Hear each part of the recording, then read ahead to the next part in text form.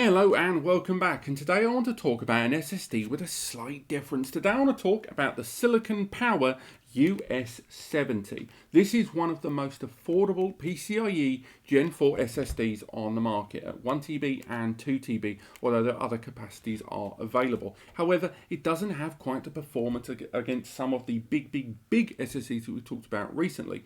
And this is the chance for a lot of buyers out there that have got themselves a new PC system with a PCIe Gen 4 slot, or they've got themselves a PS5 and they've got access to their M.2 SSD slot there and they're looking to upgrade that storage.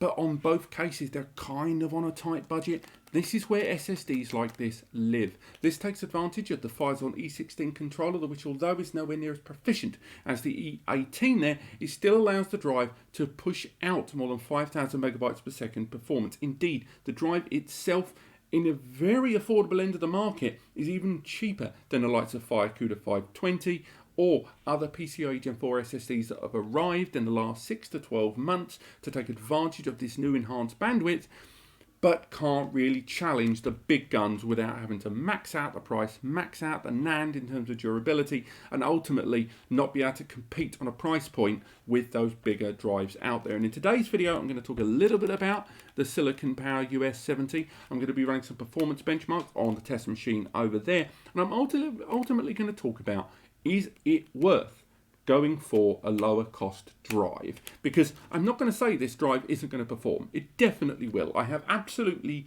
no qualms that when I stick it in that test machine, it's going to live up to their recommended performance benchmarks that they have promised. If we have a look at the drive itself, have a look inside there of the packaging there, very understated packaging there.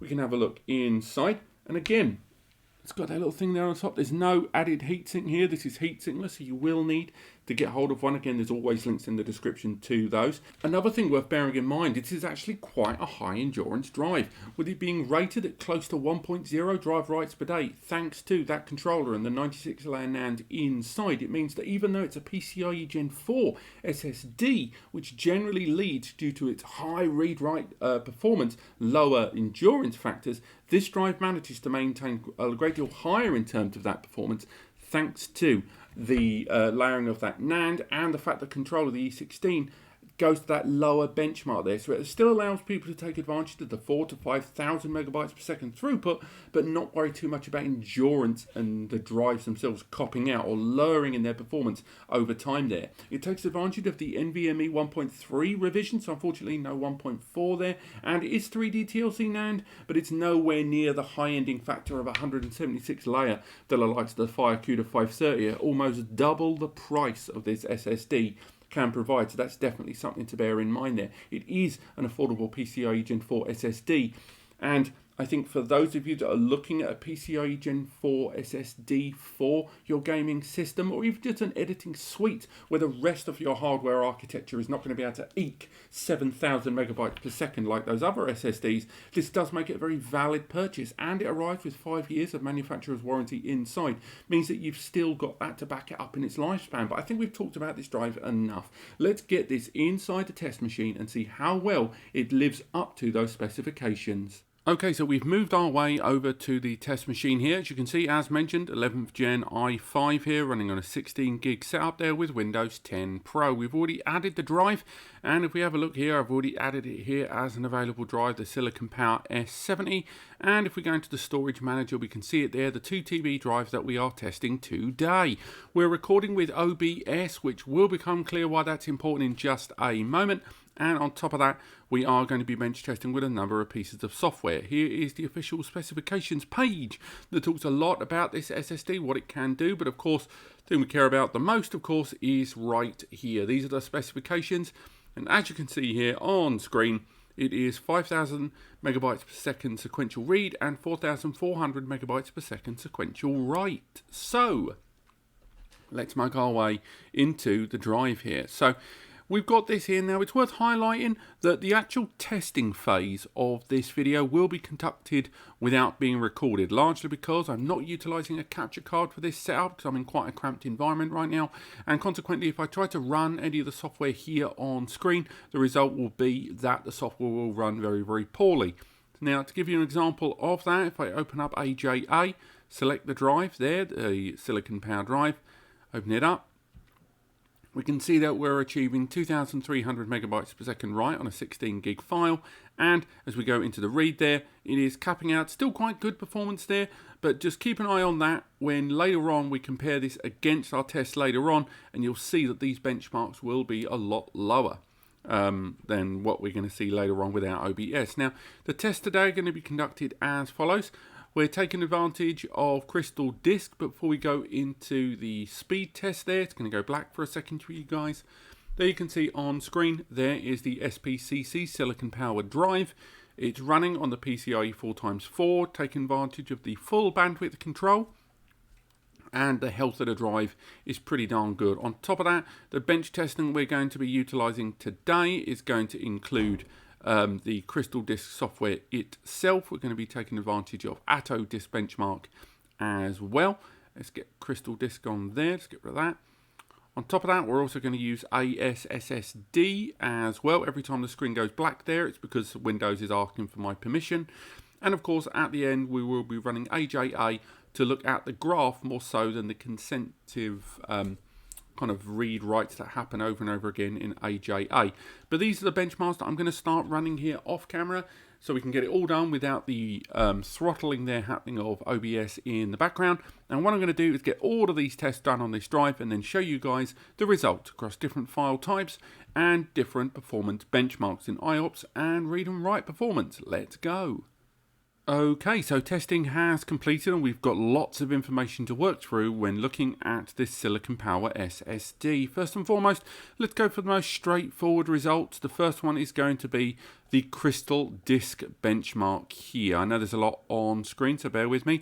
Right now we're looking at these three boxes, and as you can see, the 16 gigabyte test file, so that's the biggest file there, gave us that reported 5,000 megabytes per second read and 4,233 megabytes per second write. Remember, if we go back to the page, they were reporting 5,000 and 4,400 there. So again, very close to the benchmark there indeed. And again, if we look at the 1 gigabyte test file and the 4 gigabyte test file, in both scenarios, we were incredibly close to 5,000 there, barely 6 to 7 megabytes out, and in terms of write, surpassing 4,200 comfortably. Now, as we can see, the IOPS there rating it very low in some cases, but evening out in the larger file types at 600 or close to 700,000 and 550. So again, that's fairly standard to what we were expecting there in terms of overall IOPS on this drive. So again, these all stand up quite well for me here, and although some of the mixed read-write testing was less impressive, that has to be said, we can't really compare against the Phison E18 controller that we've done previously. Next, we made our way onto Issd Disk Benchmark, and again in Atto, we've got three different file types here. We went for a 250 gig, a 1 gigabyte, and 4 gigabyte files types there, and as we can see, the write was maxing out at around 3,930, but in read we got some comfortable over 5,000 megabytes per second, or 5.24 gigabytes there reported, and again that was fairly consistent with the larger file types as well. If we flick over to the IOPS, even in IOPS, we still got some pretty decent score numbers there to play with. Again, all relative to the drive and the tests we are doing. Next, we moved on to SSD Benchmark. And again, we went for three file types here. A 1 gig, a 3 gig, and a 5 gig. And again, AS always bench tests a little lower, if you've seen in my other videos. And again, these are fairly respectable numbers, it has to be said, when it was rating 6,000 SSDs at around 4700. This is all pretty respectable numbers we're seeing there, both in the sequential and in the 4K random. Again, quite good for this drive, not too shabby at all. Finally, I did some testing on AJA Black Magic, and this is with a 16 gigabyte test file.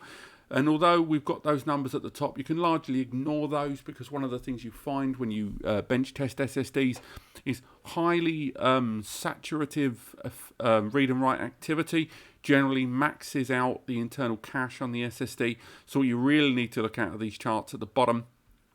And as you see there, writes there got to 4,483, which in AJA is pretty impressive for a max 5K drive. And again, 4,087. in terms of the read activity. You have to think of it in the reverse order to read and write you've seen before. But all in all, those aren't terrible benchmarks. This isn't going to be a drive that's going to blow your socks off in any modern sense. And I do think for the price tag, it's not too shabby there. For example, if we make our way into Amazon, we can have a look there and have a look at the US70 from Silicon. When it appears there, you can see that the 2 TB drive, even that one is apparently out of stock right now, which really surprised me. But the 1 TB drive, we'll have a look. Again, that price is so wrong there. Unfortunately, this has not been useful for us as a benchmark in terms of price. But take my word for it, the pricing right now for these is incredibly impressive compared to other PCIe4 Gen SSDs at the moment. And I think although the price drop probably in more realistic terms is around 12 to 15%, when you are dealing with hundreds of pounds, that's actually quite a lot to be talking about. So obviously of all of these, the big test that stood out and is the clearest is that of Crystal Disk Benchmark, but again, sequential read-write is not truly indicative of real-world use. I would be more inclined to look at the second stage there and the third.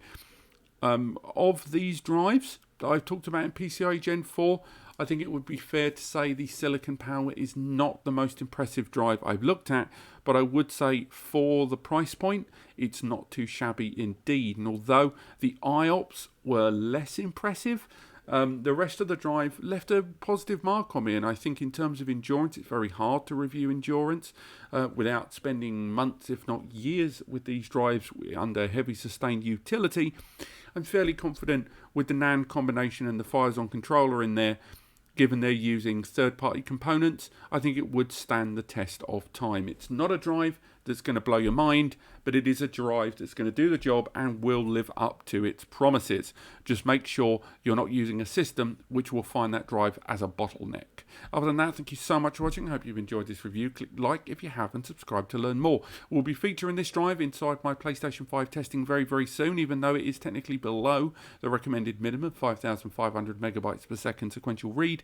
And it's going to be interesting to see if that registers, and if so, how it performs. So do stay tuned for that. Thank you so much. I hope you enjoyed this. I will see you on the next video.